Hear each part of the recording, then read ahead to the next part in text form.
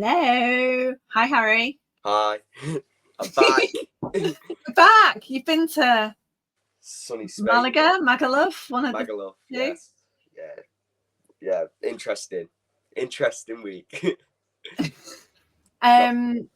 Did you have like a complete break from all things football, or did you sit by the pool scrolling on Twitter? Yes, I genuinely have had to catch up on everything. Only thing that I knew that happened was that Mansfield signed a player. Deji, I'm not even going to pronounce the last name, but he played for Charlton and Burton. But we signed a player. I saw that. And that's the only thing I knew about football all week. Besides Euros, obviously, I've watched the Euros, but in a bar. Well, tried to attempt to watch the Euros. Don't drink, kids and adults. It's not worth it. Don't get,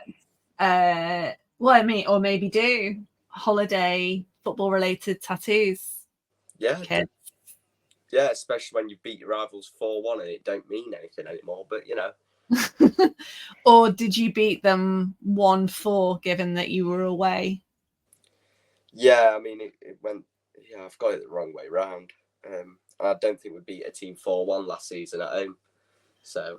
At some point, you'll win a game 4-1 at home and it'll just be there ready. Well, like I just said to you off camera, our opening, we're going to be England beating someone 4-1, but seeing as we've got Southgate in charge, we're not going to score anything, so we may as well. We were sat in the pub last night. We went to Basque. So where you'll be able to sneak in on the 4th of January. You won't, because let's be honest, that's going to be FA Cup 4th round weekend, I think. So it's going to end up being a Tuesday night. So we might have to reschedule that. But yeah, today is the day that everything gets turned around and we bang loads of goals in. No. It didn't happen. Sad, really, isn't it? It was really weird though as well, because for a team that's finished top of the group, I looked around the bar afterwards and it looked like we'd gone out on penalties. It was that kind of atmosphere. It was really weird. Well, where I was, everyone would just, for some reason, booing the television, like Southgate's going to hear us booing the television from Mansfield. And he's been typically very Southgate about it, hasn't it? Like, oh, I understand that people are frustrated, and I understand that people are throwing things on the pitch. It just reminds me of a milder Ian Evatt. When Bolton were doing well last season, people were calling for his head because they weren't getting a good run of results. It reminds me of Ian Evatt, and it's mental. It's absolutely mental how just... I think he should go. I think he's an absolute clown, and he's done well for country. It's been unbelievable. He's created so many memories for everyone, but he's took us as far as he can because he can't do anything more. So, but yeah, that's England. We'll cover that for about 2 minutes before I speak an hour on why I don't like Southgate. Okay, good. So it's the League One podcast. We're Yes. providing respite from Euros and Premier League nonsense. It's also fixture release day, which was really exciting. Oh, like Christmas Day, wasn't it? It was like early morning, opening your presents. I went to bed last night and I was like, it's tomorrow morning. And it was like, but if Christmas Eve had been really shit and boring, it wasn't. And it was a nice evening. Like, we went out for Nick's birthday. It was all lovely. But yeah, today I was excited. I dropped the girls at school. They're due at school at 9:00. And then just sat in the car and then went to drove to walk the dog and just had the nicest dog walk in the sunshine, like going through the fixture list. Yeah, I was loving work. So, I'm kind of having to ramble my boss's tab off about, we're going to Barnsley. Oh, it's a Friday night. Because of the Sky deal. Get in. It's funny, isn't it? Like, we all complained that the lower leagues didn't get enough coverage. And then we get the extra fixtures and we're all bitching about Friday nights and 5:30 kickoffs and I mean, looking up, normally we'd be looking up at this league, but we're looking at the Championship. They've got 12:30 kickoffs. Bristol City's got to go. Where's Bristol? I can't remember off the top of my head, but they've got an 8-hour round trip for a 12:30 kickoff. Yeah, Really? it's crazy. Well, there's the next. I can't remember who's playing Exeter, but they've got a trek down there, 5:30 kickoff, which they're going to be going home at like 8 o'clock ish again. Long drive back. When you get the fixture list? What do you like? What's the fixtures? What fixtures do you look for? In League One this season? Yeah, like is it teams that you're looking for? Is it like particular dates? The obvious ones are your first and your last games. Yeah. First and last games. So obviously we've got Exeter at home on the last day, and we've got Barnsley away on first. Then it was right. Blackpool, is that in summer? No, it's in February. Sick. Then it's like, oh right, let's not beat around the bush. Birmingham are the biggest club in the league. So it's like, when have we got them? Oh great, second last away game. Okay, so let's have a look at the Championship clubs. When have we got them away? We've got the 3 relegated Championship teams in April. So then obviously it goes to, well, Stockport for yourself, looking when we have them. What, because you'll get 6 points? Yes. Yeah. Fine. Right. It's what it is.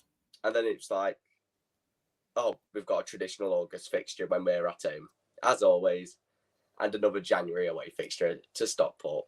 And it's like, I know. Yeah. And it's we did New Year's Day. We were at home to you on New Year's Day this year, weren't we? So it's 3 days later. Yeah, I was not 2025. I was not in a good state on New Year's Day. I was just hungover. I see George Morris pop in first goal, and I'm trying to celebrate. And I'm just going, oh. You see, by contrast, I was sat on a sofa in Chicago, so it would have been like 9 in the morning. Yeah, it'd been about it was really civilized. And then I could just get on with my day.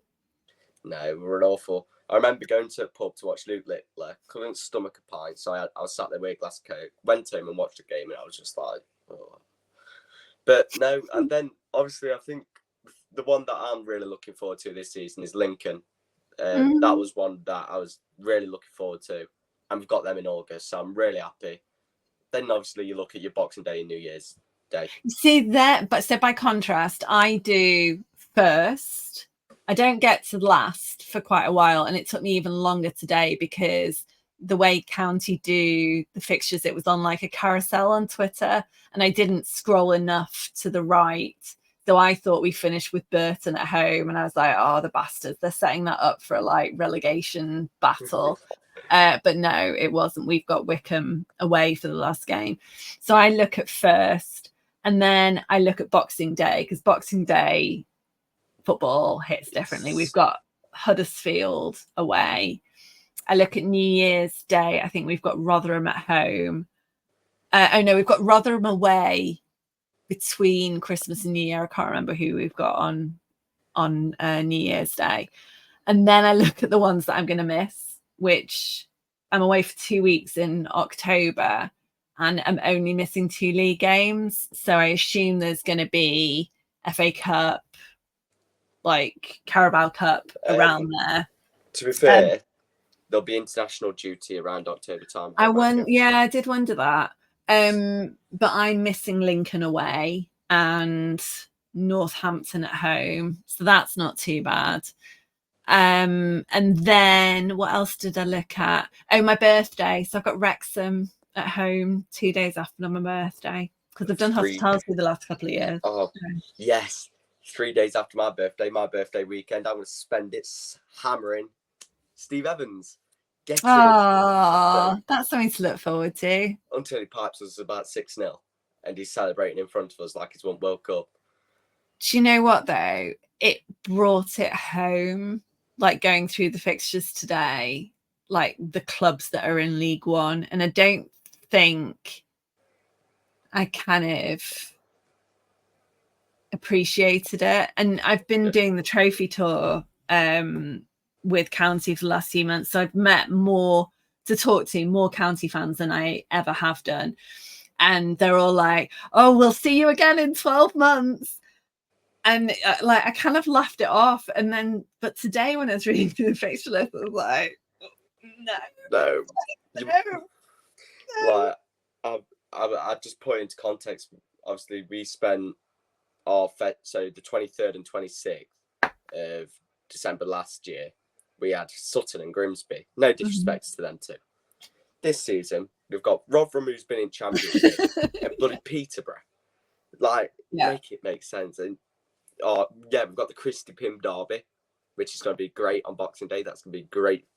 It's going to be so good. He's going to get peppered by posh fans.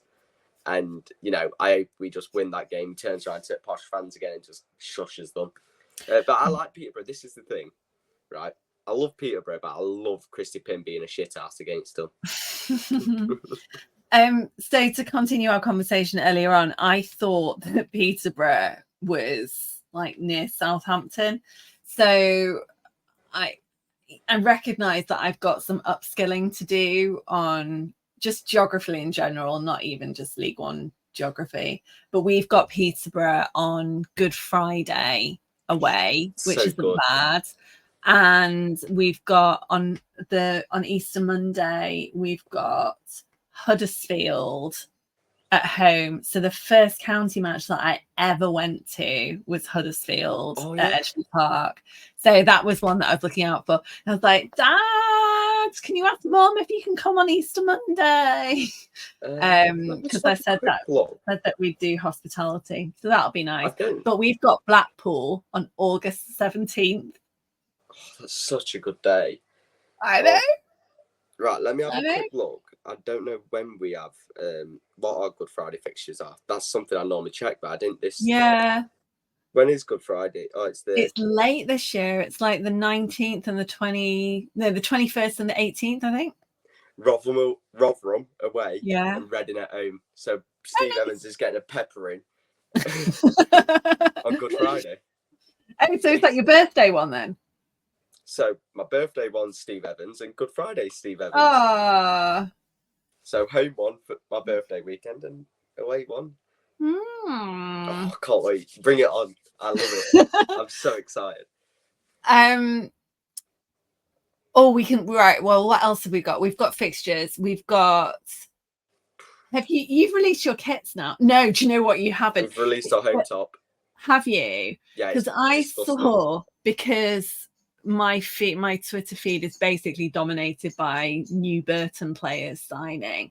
They've got the same like yellow and blue as you, and there was a really nice hoodie. And was it them or Shrewsbury? Maybe it could Shrewsbury because they're black and yellow, aren't they? Actually, Burton. So no, it was Shrewsbury. And I nearly messaged you and was like, "This is well nice. You're going to get this. I can imagine you wearing this. It would really suit you." And then realised it was a completely different team. So. No, we haven't released any training gear yet. We've only released our home top. Away kit's coming soon. But the yellow top's like ordering a Mansfield beach towel, but something off Wish. Oh, yeah, really? It's disgusting. I mean, if you want to search it up, be my guest. But people say it looks smart, but I just think it looks tacky. Like really tacky. Dear. We've announced our training kit, which has not gone down well at all. I didn't see this. That is something I did see. So it's so we're Puma. Yeah. And it's the Puma logo on one side. And I should point out this is the Heaton Norris Rovers logo. I've not diversified into another team. This is our 140th anniversary shirt. And then it's got the normal county logo on the other side, but both just kind of in white, and it's so much like the City training kit. It's it's Puma. It is what it is. But it's one color, and the blue just doesn't look like a county blue. It looks somewhere closer to City. So our training kit. I mean, the problem with training kits generally is that you see however many clubs in the season that have got exactly the same ones. And it was like last season, it was the Puma one with the kind of diamondy type gradient on the shoulders. Oh, I remember that. It's I quite think I nice. like it. Yeah, I But like yeah, it. but there were, I don't know how many other teams that had the same one. Doesn't really matter. This one is, it's just one color. There's just Just gonna nothing search kind it of up now. interesting about it. I did see that you did release your new training gear. I think it was while I was away, so I probably won't see much of it. Is your shirt the one? Is it the one with? No, that can't be, because that's a picture from last season of it was Aaron Lewis's birthday. Is that today or yesterday? I don't know. That was 15 hours today. ago. Yeah. Oh, happy birthday, Aaron Lewis. Oh, it's some boy, although he spent 70 quid on my card. Oh, was that him? Yeah. Wow. Oh yeah, and you're going to Albufeira. Oh my god, yes. Oh, I'm so buzzing. I can't wait. I've already booked it. Everything's booked off work. Who are you playing? Chelsea under 21s. It's not even. I'm not even bothered with playing. I'm just more bothered about where I should go in abroad. Is that it? Like what? One game against Chelsea under 21s? Yeah, training. We've got training stuff, and I'm sure there'll be an itinerary out for it. But I just can't wait. Get me there now. Is your new shirt the one that Deji Oshalea wore? It's not bad. I don't mind that. I'm glad you do. I don't have to wear it though. But yeah, I've seen worse. It's not offensive, is it? No. It looks cheap. I just don't like it. Is the badge printed or embroidered? It's important. Embroidered this time. Nice. Embroidered. It's not going to peel off like last season. Fantastic. That's good. No, we've had a really interesting day, haven't we, though, in League One? If we're talking all together, we've had Burton going all over. We've had the fixture of releases. We've had Wickham make a signing, which we'll get onto with the signings.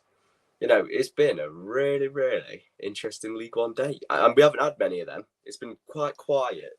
It's funny, isn't it? It feels like it ebbs and flows. And like the beginning, there was Mansfield, there was Rotherham, Shrewsbury, that were like banging the signings out. And then it kind of calmed down.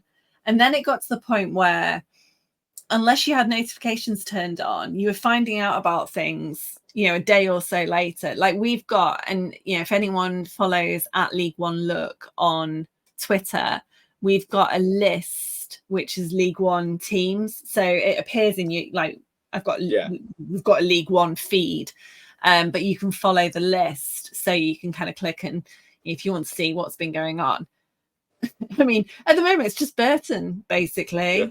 And it's a really odd mix as well, because you get the kind of typical off-season stuff. So Stags Fest, season tickets, but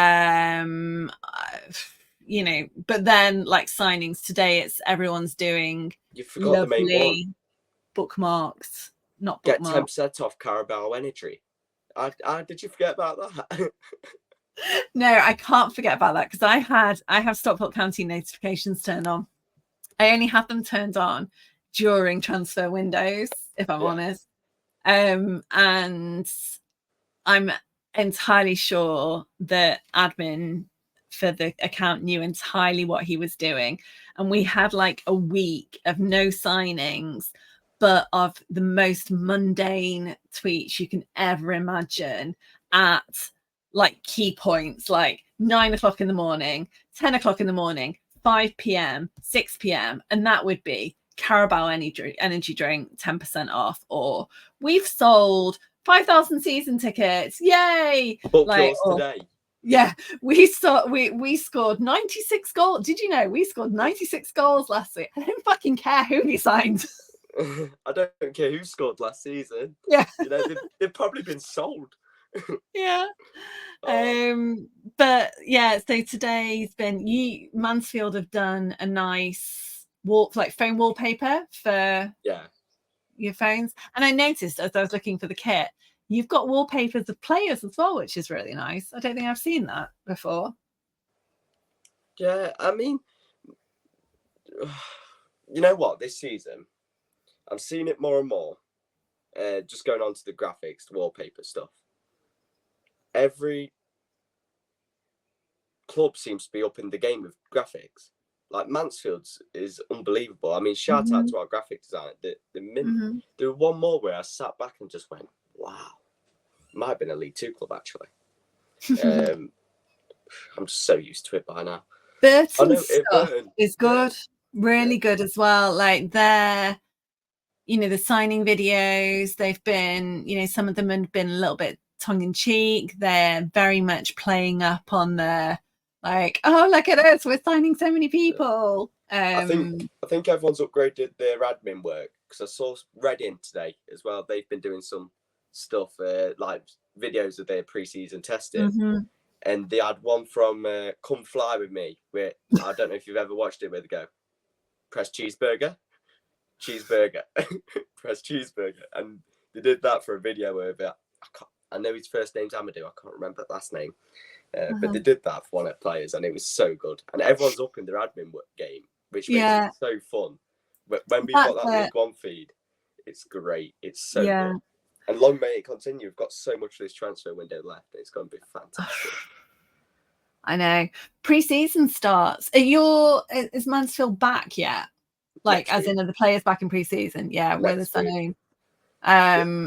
But a few are back already. Like you said, Reading are back.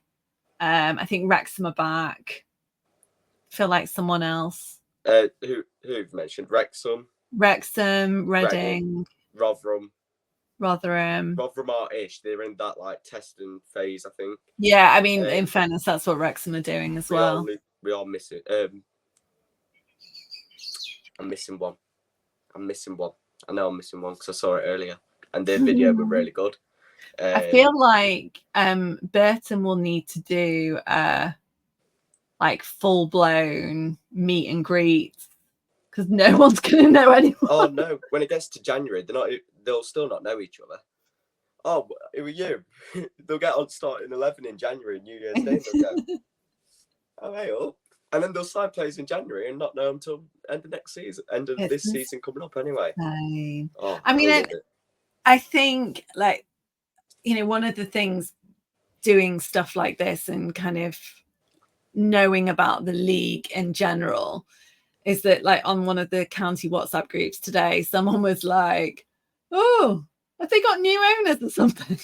Like, because it kind of got to them signing 11 players for someone who doesn't necessarily follow teams outside their own to be like, there's something that's a bit different going on at Burton. I've got a bit of a story.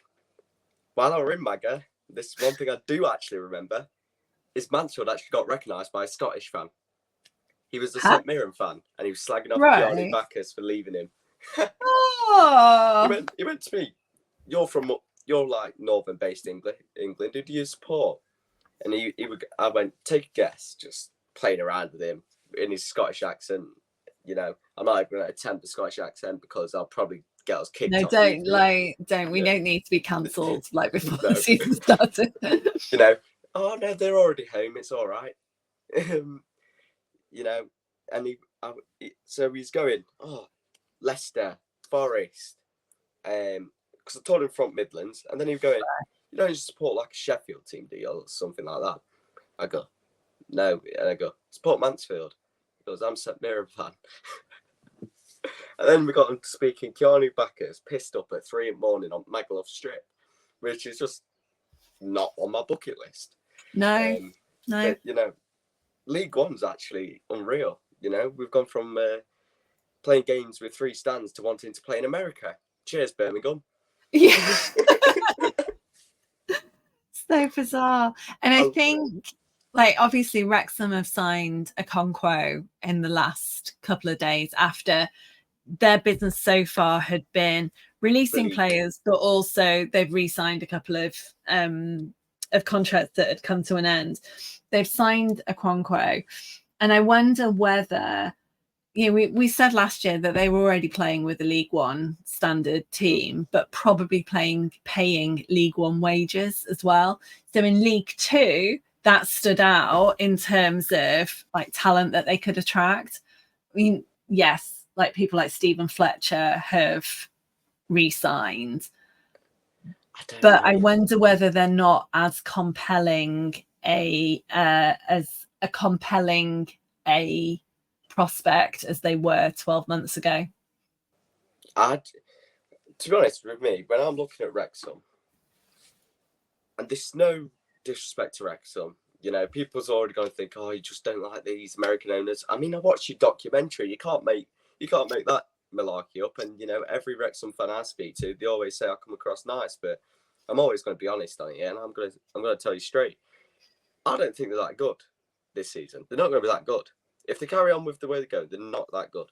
Because Okonkwo for me, good.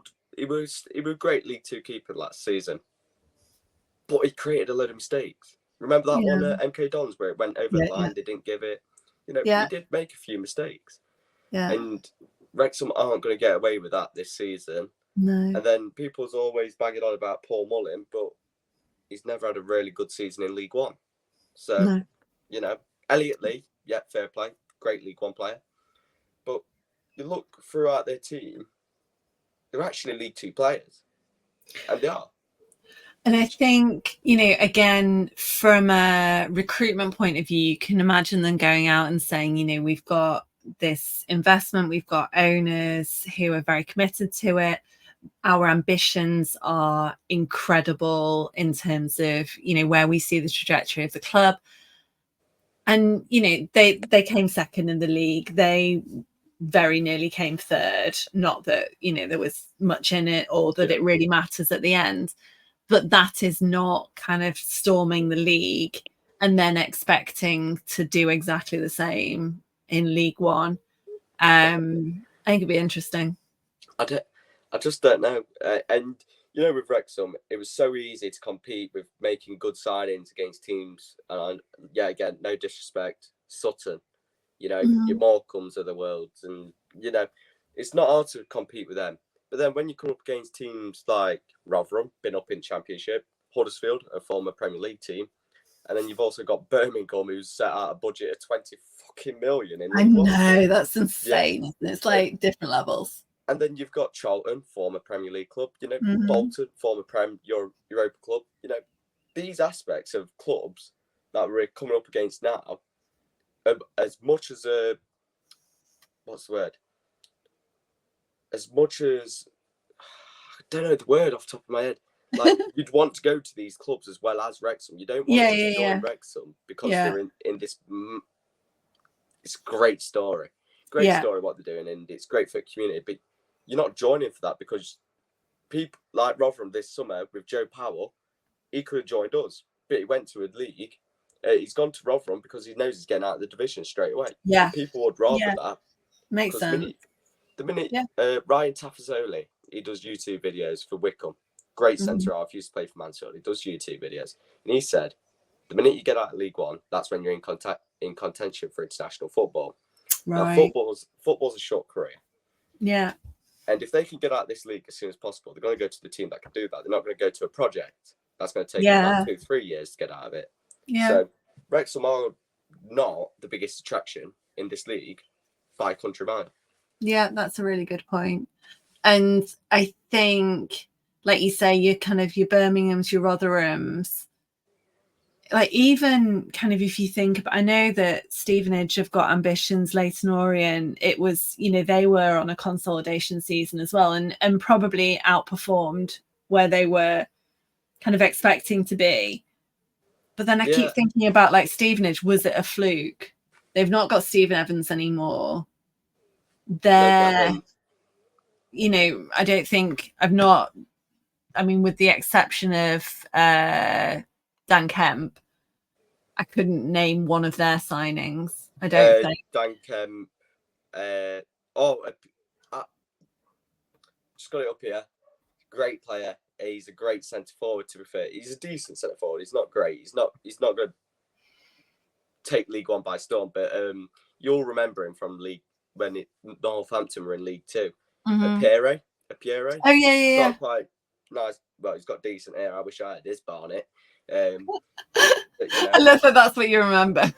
Yeah, I do, and he's a handful. But considering what they've got rid of or what they've released, it's not that good. And to be honest, I think I'm looking through it today, and I'm seeing Bristol Rovers make a good signing today with, I'm not going to pronounce his name, but from Leighton Orient. You know, Ruel Soteriou. yes. And Yeah. You've got these clubs that let's not beat around the bush, that are being predicted to finish in the bottom half, but are making these statement signings. Burton, Elliot Watt, Mansfield, Bacchus, Stockport. Every signing's been a statement. Lewis Baton, Callum Connolly.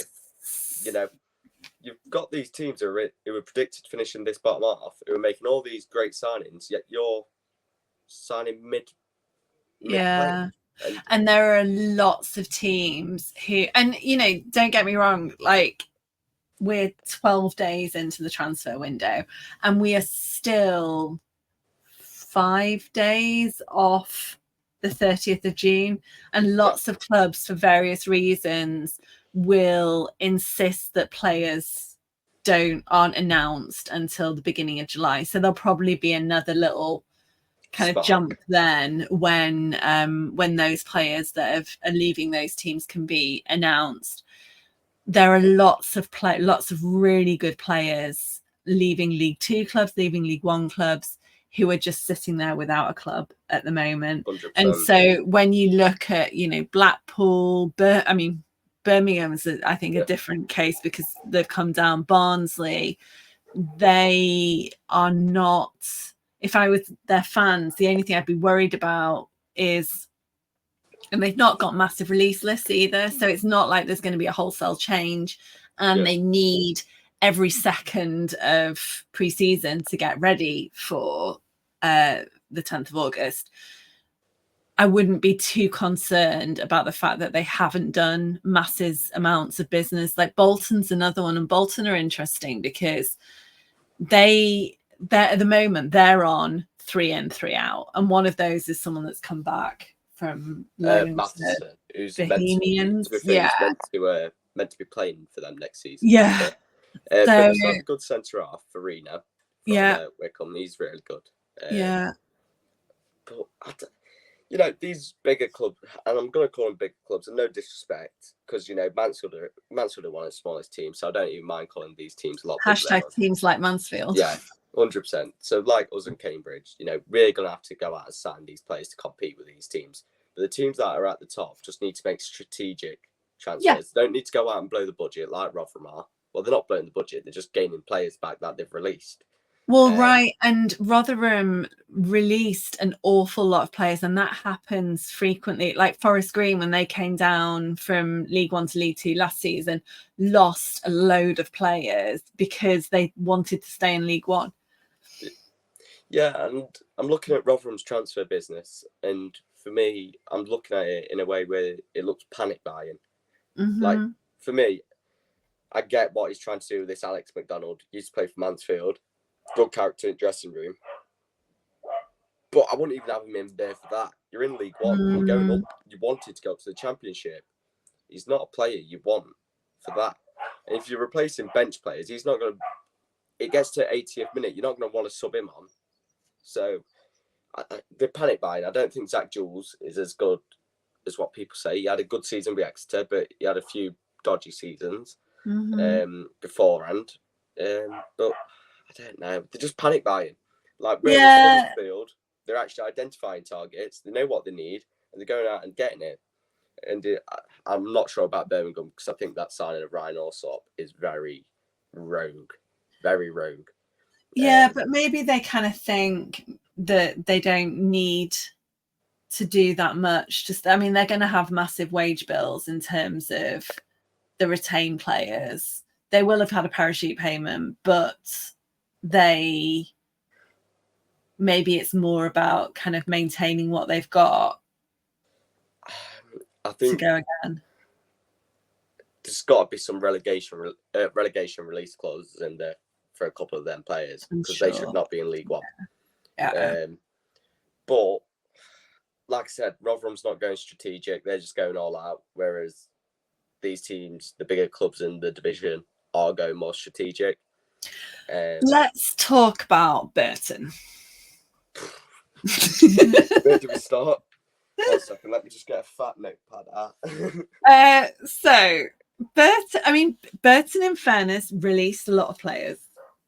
They, Oshalaja, who's gone to Mansfield, Charlie Lakin, who's rocked up at Walsall, which is a cracking signing for them. Unbelievable signing. Joe Powell's gone to Rotherham. Cole Stockton's gone to Salford. I mean, that was a kind of, a funny one anyway. So they released 1, 2, 3, 4, 5, 6, 7, 8, 9, 10. So they've released a starting 11 pretty much. Yeah. Not this full. Well, yeah. But they're going to be squad. I mean, like Cole Stockton hadn't been there. He'd been at Barrow, hadn't he? And, people have been out on loan. But they've signed as of 20 to 10 on no, it's not Mondays, because we always do these on Mondays. Oh, their announced is somewhat Wednesday the 26th. Yeah. Or do they just check Twitter, because their admin will be like, did you think we'd had enough yet? Because they've signed 2 today. What's their media team though? Yeah, they're getting the money's worth. Can't work it out. I'm half impressed and half just thinking you're getting a League Two team. Well, they are, but it's almost like one of their fans had put on Twitter earlier on, like, oh, this is incredible. It's like we've never been able to do this before. This is like building our own real life fantasy league team. And I didn't reply, but what I kind of wanted to say was, well, yeah, but if it's a League Two fantasy team, how confident are you? Yeah, I mean, absolutely. But also, how confident are you that they can play together at a high enough level to reverse the fortunes of last season when you've got other teams who are also kind of investing heavily? And as crazy as it sounds, I don't know whether it's enough. It's certainly impressive. I mean, if only for Udoka Godwin-Malifi, who does the best induction song I have ever heard any footballer do. He did John Legend when he arrived at Swindon this time. Please, can we put it in bio of the YouTube video? Can we put it? Charlie Austin's got it on his Twitter. Has he? Yeah, let's just put it in the video description. It's insane. Just 10 minutes. It's not even 10 minutes, it's a minute, but you want to watch it about 10 times. So give yourself. Although, saying that, the players that I've spoken to about it are like, well, I mean, it's great, but it's not really in the spirit of induction songs are supposed to be like you're taking the piss. Whereas like the way that was filmed, like everyone knew that was coming. And apparently he does the same, like he will do exactly the same song at Burton. So I'm not saying that he's a one-trick pony, but yeah, do you know the saying, one season wonder? One song wonder. One song wonder. I mean, I'm looking at these signings and I'm looking at the ones. Obviously, we've been in League Two. We can speak on the League Two ones for sure. Like just looking at some of these signings from League Two. Julian Larson, he played second half of the season at Morecambe, did nothing. No. Godwin Malife, I'm sure he had a really good. No, in fact, I know for a fact he had a really good season because I've been speaking to Ben about him. I know I've spoken to Ben before about him, and he's he's a good League Two player, but he was mid-table. He was the best out of the bad bunch. Yeah. Obviously, you got Orsi. Orsi is the standout. Well, no, not the standout one, but he is a good signing. I'm going to go rogue here and say he has a poor season. Well, I mean, I think we should probably talk about Crawley as well, because there's an awful lot to unpack there as well, as there is often with Crawley. But I think Orsi was a standout in terms of scorers. Statement. And whoever is doing Burton's recruitment, if they are going through stats, as often some recruiters are just entirely stats based. They kind of sit at home and look almost like a Football Manager, but you know, they're trawling for stats. Then, you know, a team that is promoted, you take their top scorer. Yeah. Not a relegation rival. It's a clever signing. A relegation rival. Yeah. Let's be real. You know, Burton, and I think I know their fans will accept it. You know, me saying this, they had a really poor end to the season, and at start of this summer, everyone's predicting them to go down. Yeah. So they wouldn't mind me saying relegation rival, but you know, I won't get too optimistic because it's hard to step up to a new level, and you know, with the pressure they're going to have of making these. Obviously, they've made these signings. They're going to have pressure of actually fulfilling the hype that they've got. Mm-hmm. You know, it's going to be hard for them. But, you know, speaking from the League Two level, I think the only person that I'm so confident will step up is Elliot Watt. Watt, yeah. Yeah, El Watt. But saying that, they have made signings elsewhere. Charlie Webster, I think it's Charlie Webster from Chelsea 21. Yeah, so they have made some good signings outside of League Two. It will do well in League One. Yeah, but it's more of your League Two ones. Can they make that step up? I mean, it's always a question. Can they always make this step up? But there's a few after watching them in League Two for some time. I'm not too sure. And I mean, they released 3 centre forward. They've released and replaced like for like almost. So released 3 centre forwards, brought in 2. You know, 3 centre midfields out, brought in 3. Like it directly correlates. So they're not trying to do anything wildly different. They're just kind of it's a quality step up. But you know, the ones that they've released, they're going within League One, to Mansfield, to Shrewsbury, to Rotherham. So it's not like they're kind of offloading dead weight. There's definitely appeal for other teams in the league.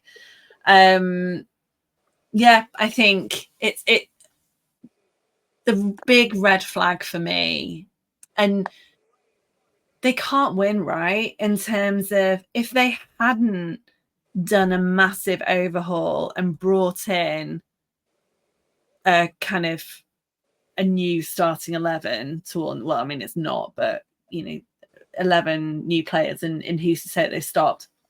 If they hadn't, they would have been criticised for not doing enough. 100%. But as it is, my concern would be bringing in that volume of new players is really, really hard to work out then who your starting 11 is in the space of a month, essentially.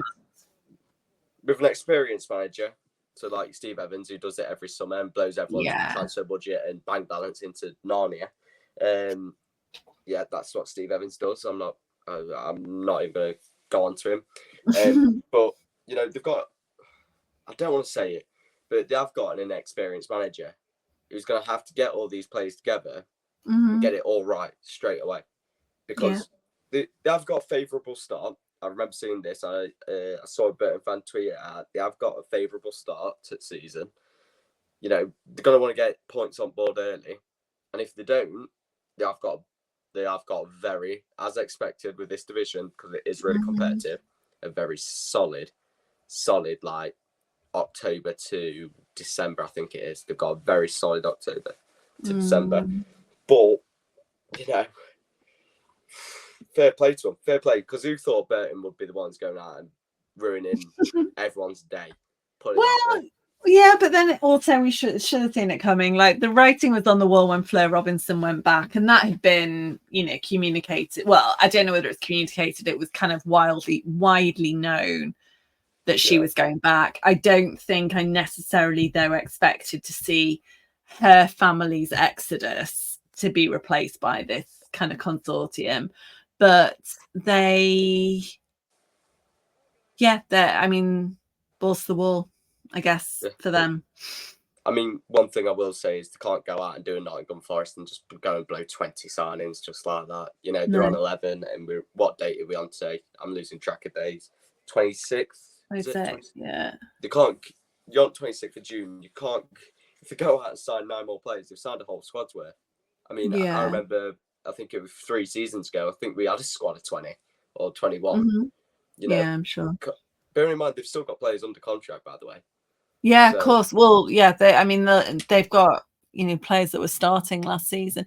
And it's not to say that, Godwin Malifi, that he will walk in. Maybe he is just being, recruited as a squad player and coverage.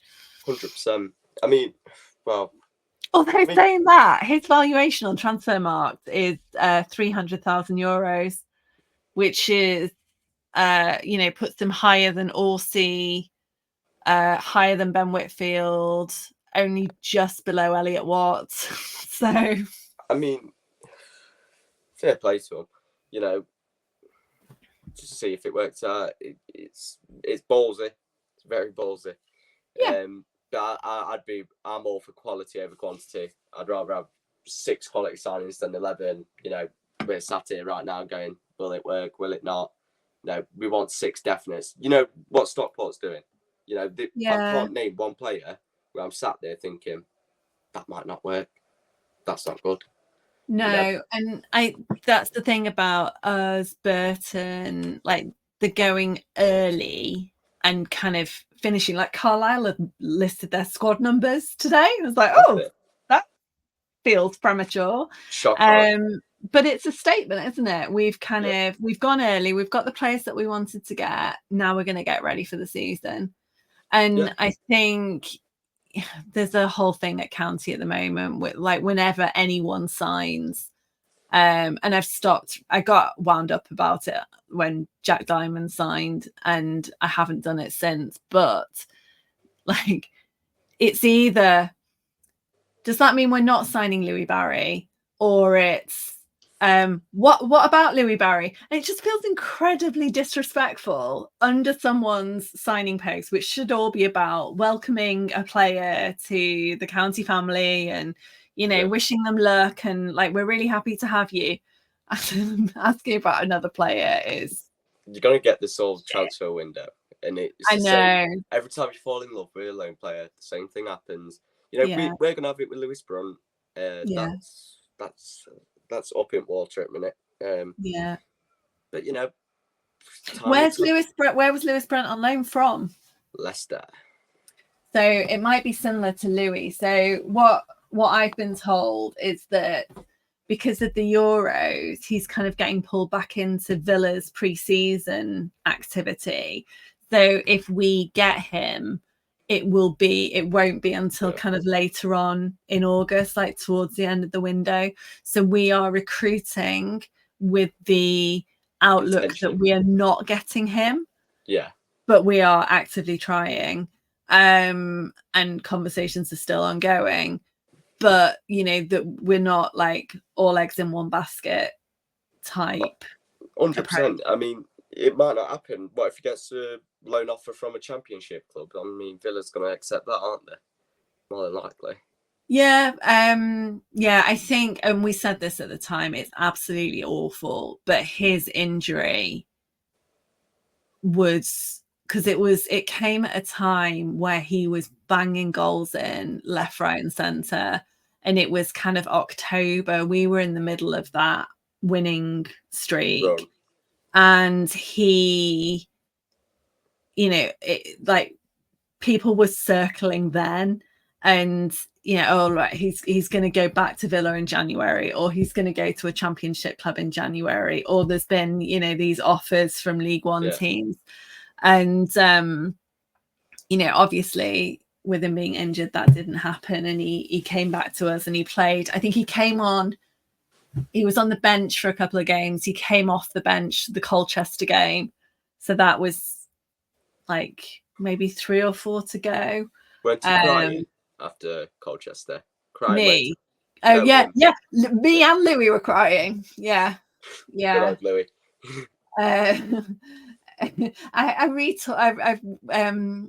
Who was I talking to the other day? Maybe it was on the Stockport County SK3 podcast, talking about Paddy Madden's release, and the players that we've lost are ones that have a lot of experience. Your Paddy Maddens, your Anthony Sarcevic, that like, and I think that's probably what we'll miss a little bit. We've still got that experience in Joe Powell. Callum Connolly brings that, interestingly. What a signing.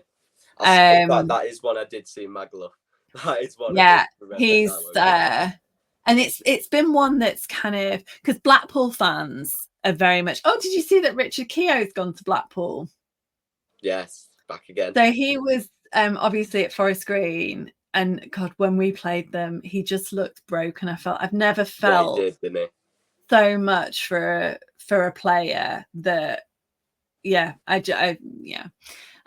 he's gone to Blackpool. But like Blackpool fans have been saying, oh, he's jack of all trades, master of none. You know, he's like, you know, he's not as good as you think he's going to be. I kind of hope, well, I obviously hope that they're wrong. But everyone that I've spoken to in terms of scouts that have been looking at him for years, not even county ones, suggest that he's going to be something really special for us. I'm excited for that. He is just great. I every time I've heard someone speak about him, he's always been good. So yeah, you know, whenever a team loses the player, you know what they come out with. Yeah, that's true. And by this point, you've kind of, it's like a breakup, isn't it? Like, oh, do you know what? I never liked them anyway. They really annoyed me, the way that they like sang in the car or whatever. You kind of make up stories in your head that rationalize that it's okay for them to have moved on and not chosen you, essentially. Yeah, well, talk about breakups. Let's talk about Crawley's breakup of the playoff winning team. I think we've left it long enough. Crawley's long enough. I mean, it's I don't. Yeah. I'm still kind of just... because on the one hand, Crawley did exactly the same thing this time last year. Yeah, and kind of going back through like the January transfer window was when it was starting, and that was the kind of the suggestion. So they were hemorrhaging players as Scott Lindsay came in, and that was that was January 20, what are we now, 24, so it would have been January 23. And you know, they got to the point where they didn't have a goalkeeper because they'd like had goalkeepers recalled. They'd sold, like, it was bonkers. They were like selling goalkeeper. Like, yeah, they were losing players to Gillingham, to Barrow, to all over. And what they did was they recruited from the National League. So people like Lawrence Maguire, they went on stats. Crawley latterly, like since Scott Lindsay has taken over, have been very heavily reliant on kind of stats and you know, how they can leverage that into on-pitch performance, and it has obviously worked very well for them. Worth mentioning at this point that with this hemorrhaging of players and behaving like it was some kind of fire sale, everyone in kind of League Two media, we'll just put it this way, 95%. We'll go with 95, maybe 99.9. Said that they were going down. Like, and they only just escaped relegation that season. So no one expected them to achieve what they did this year. No, absolutely not. It didn't seem real. No, but that makes this kind of wholesale dismantling of a squad that have kind of achieved against the odds even more bizarre. For me, I don't want to speculate, and I'm not going to say anything. But there's got to be something going on. There's got to be something going on to lose 3 good players. I think it's 3 or 2, 3 good players to League Two clubs. You know, losing players to League One, fine, fair play. But losing a player like Nick Cerula, losing him to like a League Two club. I know it's Notts County. I know they've been on an uprise. We did beat you 4-1, by the way, so stop that. You know, I know they're on this uprise, but you're still dropping down a division. We were speaking on it earlier. If you get up this division, you're into Championship. You're into that international, selection sort of thing. And is it Will Wright that was in for? I think Wickham were in for him, and he's gone to Swindon, which is odd in its own right. But you know, I'm sure he knows what he's doing. It's odd.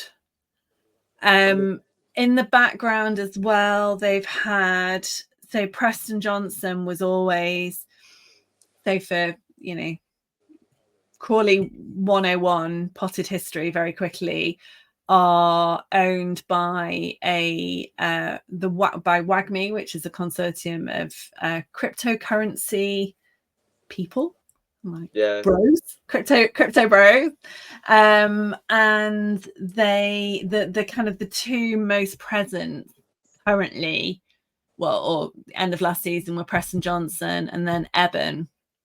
Eben is a much bigger character. He is more volatile, more outspoken, has in the past kind of clashed with the fans. And whereas Preston has been much more measured, he's been much more present at the club, although for about the last year, he has been having treatment for a health problem. So he's been back in the US more, and just after their promotion through the playoffs final, he announced that he was taking a step back. So that leaves Eben in charge, if you like, and Eben as a kind of slightly more mercenary businessman, if he is going with the, we have to make this club sustainable, we have to capitalize on our assets, we need to, have money to keep the lights on, for example, then maybe it makes sense. Or maybe they are so convinced by the strategy and the tactics that they deployed last year. I mean, the two signings that they've made so far are Charlie Barker from Wealdstone and Anthony Papadopoulos from Welling. So they're doing the same thing again. The Scott Lindsay signings. Right. But it is and the same is true of Nevitt and Chris Clark to Posh. It is a massive jump up it's a massive jump up from National League to League Two. But obviously they cracked it and they, that's not an issue. But National League to League One is unreal. Yeah. I mean, I think I were. I hope MK Dons don't say I'm obsessed. We bring them up. But I was speaking to an MK Dons fan today, and he said that he echoed your words. Like the step up from National League to League Two, it can be done. Can be done easily, or it can go horribly wrong. Yeah. But National League to League One is a different kettle of fish. Yeah. You've got players who's been playing Championship football last season come up against someone who's been playing against farmers for football. Yeah. It's going to be hard. I don't want to write them off. I'm not making the same mistake. No. But selling your main striker to, like I said earlier, a relegation rival is not how you start life in League One. No, not one it's bit. Really funny as well. Like you see these league table predictions floating around, and I always look to see where we are. And we're normally this is my point, of the three that came up, we're normally the lowest. So it's normally Wrexham, then Mansfield, and then Stockport. Just that's fine. Doesn't have us in the relegation zone. I'm good. Genuinely. I've never even looked where Crawley are. It's almost 24th. Are they? Always 24th, yeah. Interesting. I mean, Mansfield and Stockport are going about it the right way since we've gone up. We've made these signings, we've made these additions. Wrexham not as much because they've already got that quality there. Yeah. But Crawley's just going about it horrendous. I really want them to do well. I've got a soft spot for Crawley. I get on with a lot of their fans. Their fans have been, I love their fans. And they all jumped in and did well with this giveaway. They responded really well to the giveaway we did. So fair play to them. Thank you for doing that. I really want them to do well. I really love Scott Lindsay. I really love the way they played. When they beat us 4-1, they sent me into a meltdown. But I actually really like them, and I'm really hoping that they'd have this chance as a playoff winning squad. So with your Nick Tisrula, Lawrence McKenna, Lawrence McKenna, Lawrence Maguire. He went to Chesterfield. Yeah, he's gone to Chesterfield. Oh God, stuff them and all.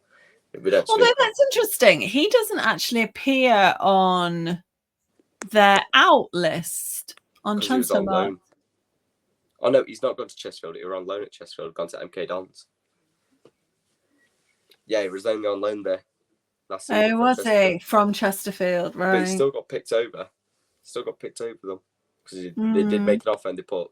Sadly, we couldn't get him, etc. But I was really looking forward to seeing it, and it's kind of a bit sad. And I think Crawley fans are getting a bit worried now. Like, what's happening? Like, come on, we've had this great thing happen. What's happening now? I just want them to do well. I really want them to do well. I'm hypothesizing, and I don't know anything about their kind of financial situation at Crawley. But if it becomes a choice, if it's a choice between, surviving as a football club and not going into administration, as in literally being able to keep the lights on and pay the players, versus trying to, hit. I don't, because realistically, they're never going to be top half of League One. I mean, this is what got me in trouble, like sweeping statements like this last year. But realistically, there is not a world in which Crawley in the next couple of seasons could get promoted out of League One. It's just not that. They haven't got the potential there as much as other clubs do. Yeah, like us, like Wrexham. Yeah, we've got a new training ground. Stockport, they're on the up. Investments there. Same with Wrexham. Crawley don't have that. They don't have that factor. If it, and I just feel so sorry for them. I really do. I feel sorry for them.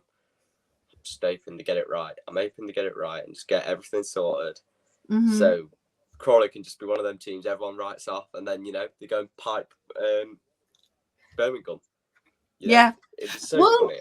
I mean, Crawley would pull the weirdest results out of the hat. Well, 4-1 against Mansfield tells you everything. I mean, even when we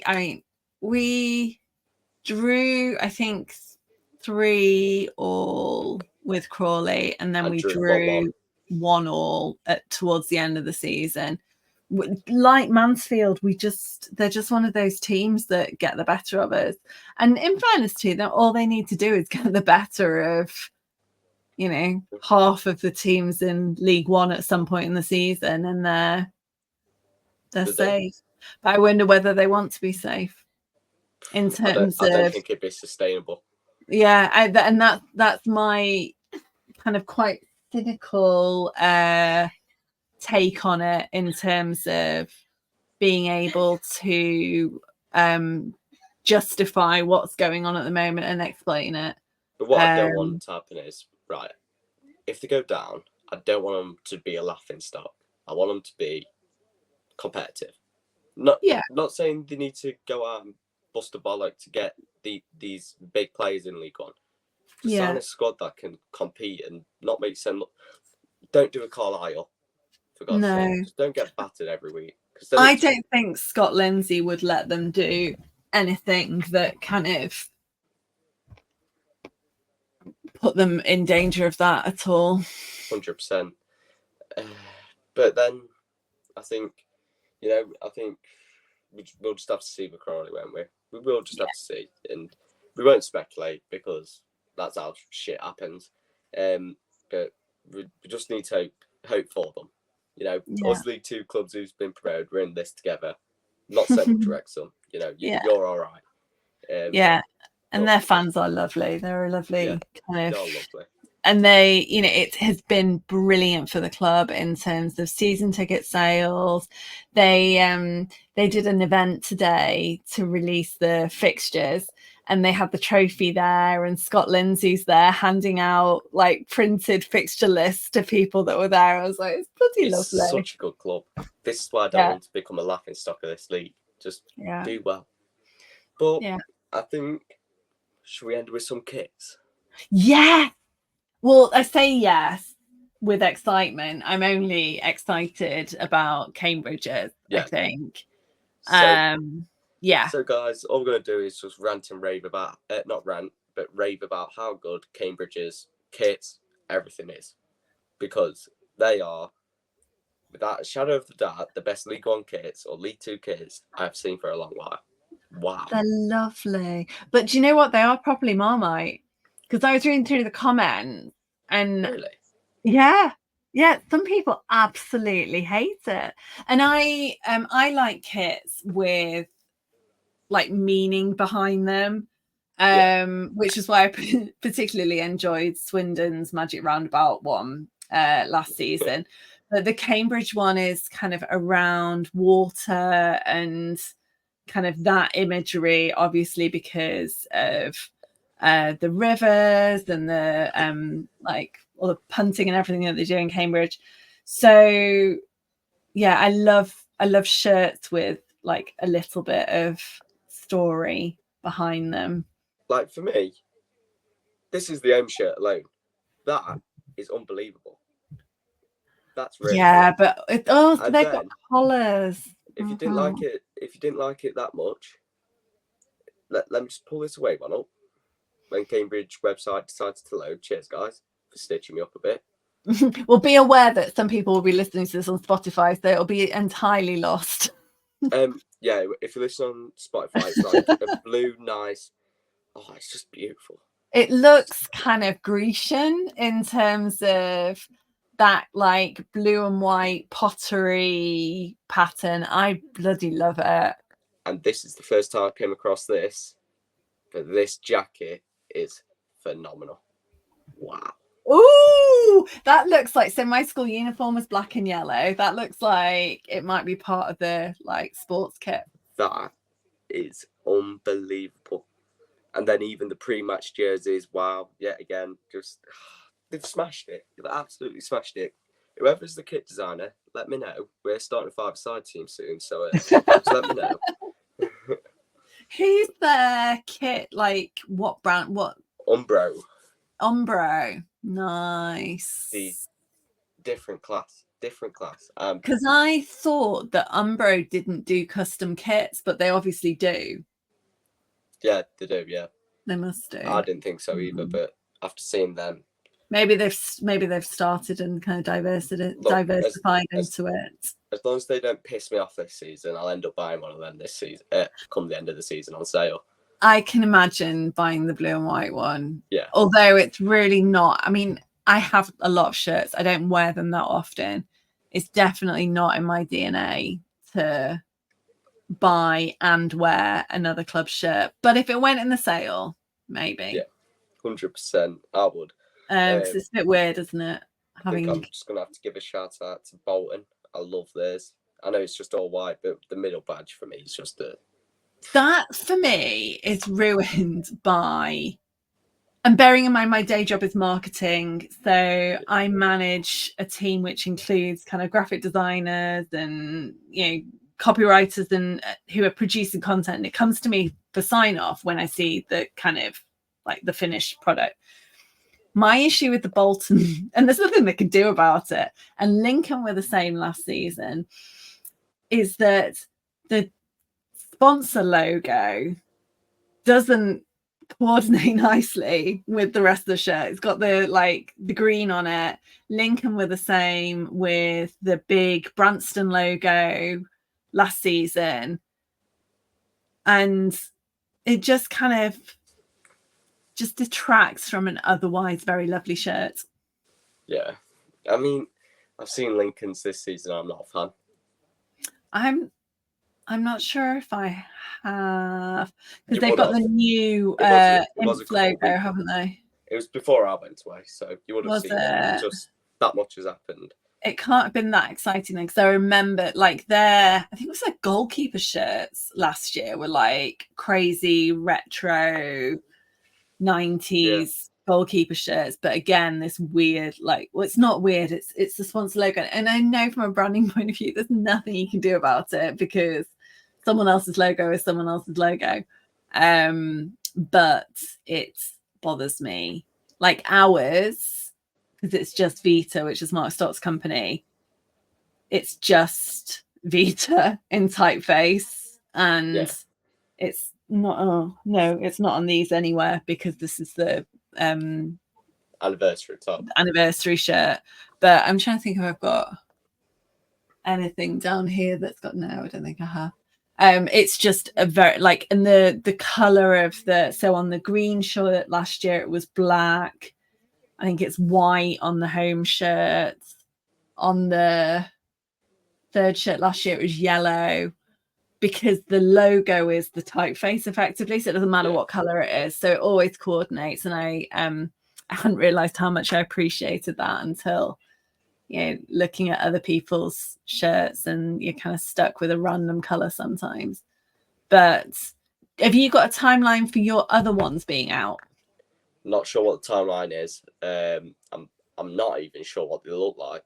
I don't know anything of them. Yeah. But I'm hoping they're nicer than that, whatever that shirt is. I know you're thinking it's all right, but I'm thinking, Jesus, it's fine. I mean, it's fine that. Our training kit is out, and it's already caused issues.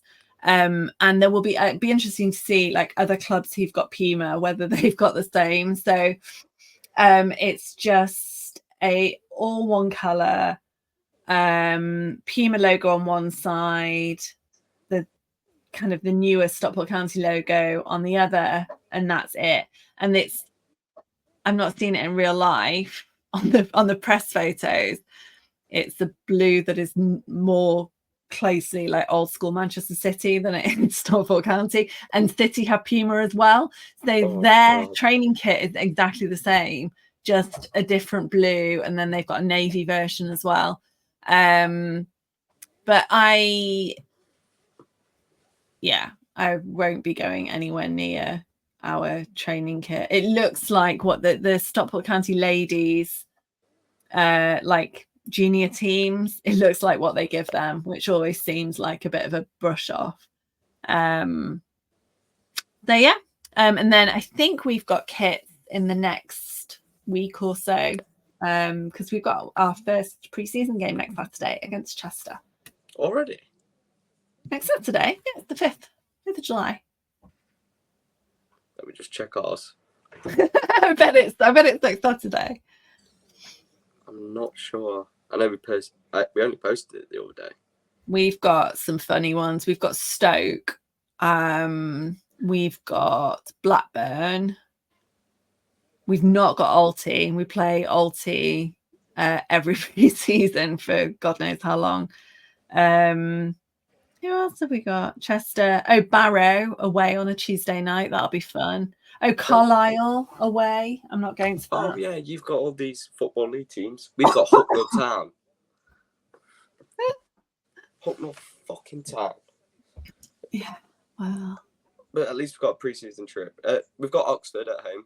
I know that. Okay. That's behind closed doors, though. Oh.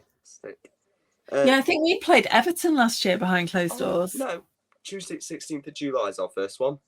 Is it? Yep, against Retford United. Huh. Because what happened last season was that even when we went out to Pinatar, which is the week, I think it was the week earlier last year, we still had trialists, and we had players that we took out there who were never going to play for the club. They were probably never going to sign for the club. So I think, again, this kind of early business is so that, you know, when we get to Spain, like the squad is the squad. And okay, there might be some departures after that, loans out and what have you, but we won't have trialists out there, and we'll have a roster of players that are actually Stockport County players, which would be nice. Because I spent last Pinatar trying to work out who trialists were. Yeah. I believe we've got two trialists coming in next week. Cool. Not sure who they are, but that's that. But no. What was I going to say then? The day we come back from Pinatar, and no, because Derby fans are out anyway. Sunderland are playing at Pinatar. I know this isn't League One, but it's quite a funny story. So Sunderland have booked in a pre-season tour. They told all their fans it was in Alicante and Benidorm. So their fans have booked hotels completely reasonably in Benidorm and the kind of surrounding area. But no, it's actually Pinatar. So it's... How far off is that? Well, it's 45 minutes in the car. It's about €90 a person in a taxi. So it's chunky. But what Sunderland fans are doing is kind of organising buses and kind of busing people in. And I think it was Millwall did that last year as well. Nice. But I'm going home on the Saturday night, and I think the Sunderland games are the Saturday night and the Sunday night. But they're only playing like Spanish teams. They're not playing anyone out there, because we've got, I think, Preston North End and Lincoln are out the week before us. Which, I mean, we were there at the same time as Lincoln last time, and Preston North End were going home as we arrived. So I'm looking forward to it. But there are a lot more county fans going this season than there were last, I think, because last season it was the first time we kind of done it. It was kind of sprung on people, whereas this year people have been able to plan for it a little bit. So, well, that's a wrap. Yeah, really, I think we've got through everything. Yeah, so by this time next week, Burton will probably have signed another 5 players. And released the ones they've signed. Yeah. I think we've actually, for once, managed to do the whole thing. Besides about 3 minutes at the start where I was speaking about Maga and Keanu Bacchus being spoke about on the Maga strip, we've actually managed to speak about football for the whole thing.